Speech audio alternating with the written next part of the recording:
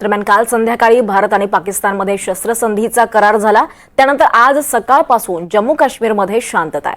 सर्वत्र व्यवहार सुरळीत सुरू आहेत। जम्मू शहर, कुपवाडा, पूंछ, सांबा आणि अखनूरमध्ये परिस्थिती नियंत्रणात आहे। सर्वत्र शांतता पाहायला मिळते। सध्या तरी या सीमा भागांमध्ये कोणतीही तणावाची परिस्थिती निर्माण झालेली नाही।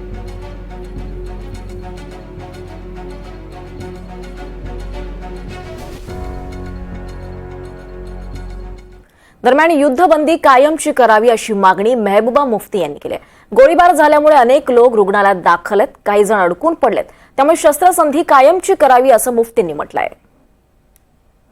ये तो बहुत अच्छी बात है क्योंकि ये उड़ी जो है इसको लोग तो यहाँ परेशान हैं क्योंकि यहाँ बहुत ज्यादा फायरिंग हुई है।